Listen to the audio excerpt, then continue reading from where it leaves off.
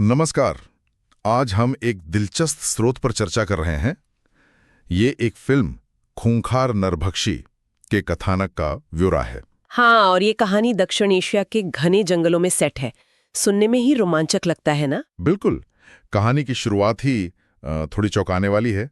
कुछ लकड़हारे हैं जंगल में। और उन पर हमला होता है, मतलब रहस्यमयी तरीके से। हाँ, और उनमें से एक का तो सिर ही काट दिया जाता है। बाप रे। और हमलावर, स्रोत कहता है कि वो नरभक्षी आदिवासी थे। सही।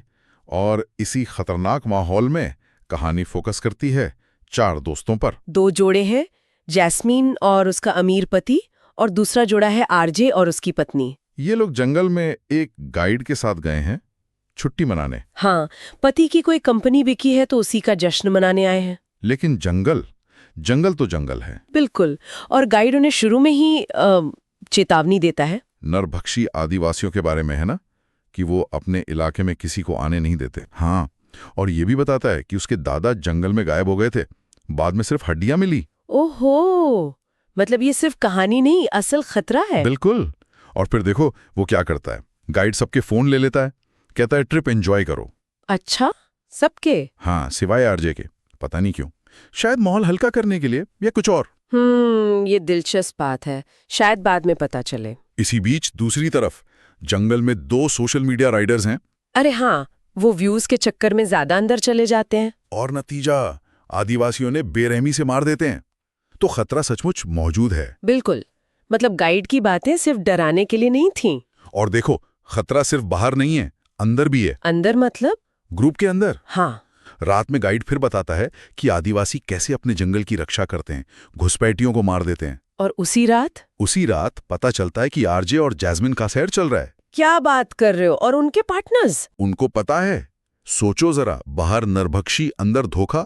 बाप रे, ये तो स्थिति बहुत ज्यादा तनावपूर्ण हो गई। यहीं से कहानी एकदम पलट जाती है। अगली सुबह जैस्मिन का पति गुस्से में है, अफेयर की वजह से। हाँ, लगता तो यही है।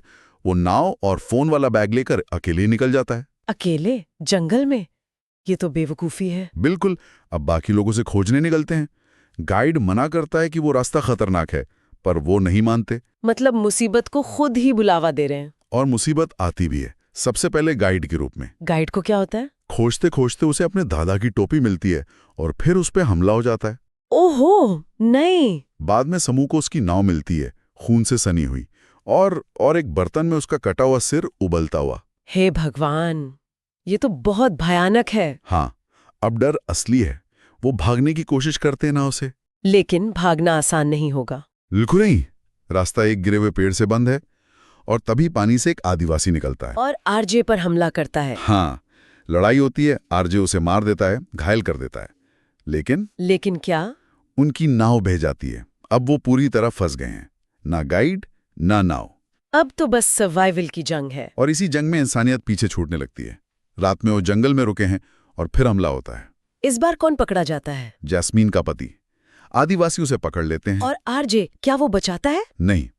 स्रोत बताता है कि आरजे के पास मौका था, पर वो उसे छोड़कर खुद को और औरतों को बचाने का फैसला करता है। ओह, ये तो विश्वासघात है। बिल्कुल। वो जान बचाने के लिए उसे मरता हुआ छोड़ देता है।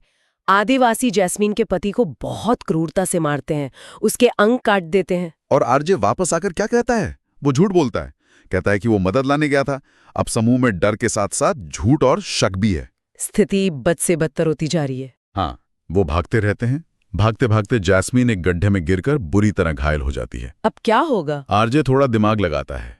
वो एक और आदिवासी को फंसाकर मार देता है चालाकी से। लेकिन वो कब तक बचेंगे? ज्यादा देर नहीं। अंत में कई सारे आदिवासियों ने घेर लेते हैं। बचने का कोई रास्ता नहीं। और आरजे? आरजे आखिरी फैसला लेता है।